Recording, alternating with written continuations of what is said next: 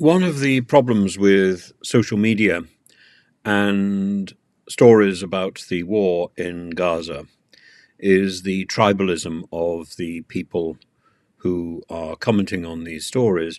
And part of that tribalism is, one side must be behaving appallingly and the other side must be, therefore, entirely blameless. The problem is, I think you have to look at the stories independently. So I acknowledge that the brutal attack across Gaza is something to be condemned. At the same time, the stories that are now emerging about the brutal and utterly repulsive attack on October the 7th by the Hamas terrorists, it needs to be called out in a particularly strident way.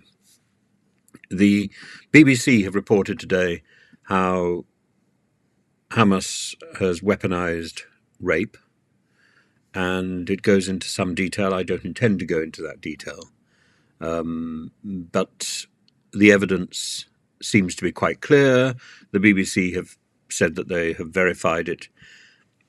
I don't give very much credibility to their verification services. However, the BBC report is very cautious.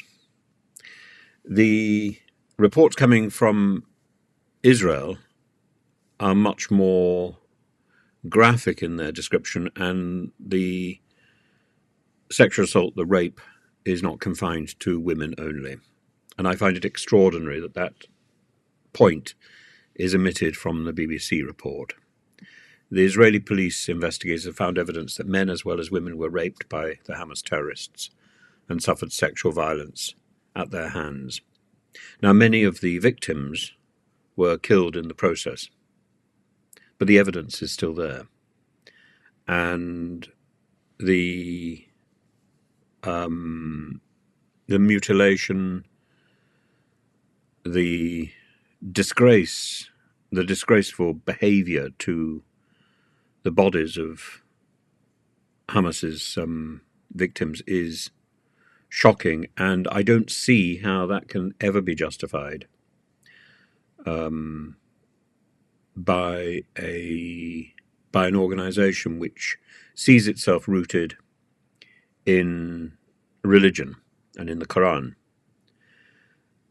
Now, of course, they are spurred on by the example of ISIS, by examples in Bosnia, and these are equally repulsive. The inquiry by the Israeli police has gathered 1,500 shocking and difficult testimonies, quote. And Shelley Harouche provided harrowing evidence on Monday, termed, quote, an apocalypse of corpses, girls stripped bare above the waist and below, and what is described as grisly witness accounts. And first responders found people with their hands cuffed behind their backs, bleeding, both alive and dead. Most were murdered. Those who survived because they hid, among them children, are deeply traumatized.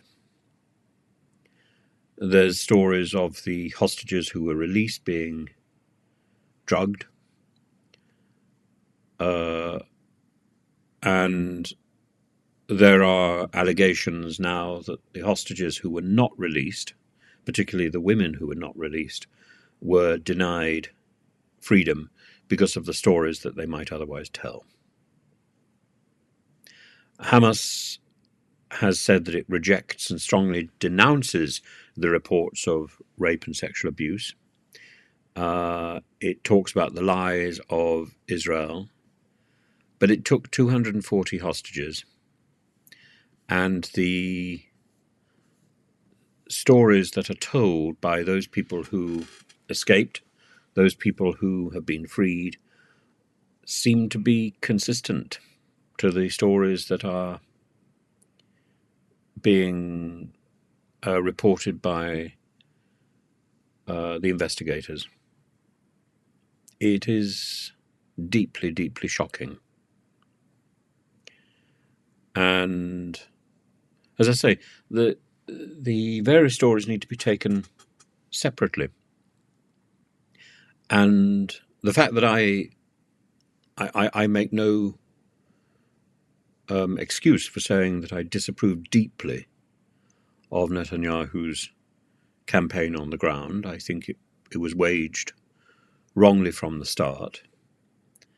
That doesn't give any license to suggest that the Hamas atrocity on the 7th of October is anything that can be dismissed. It can't.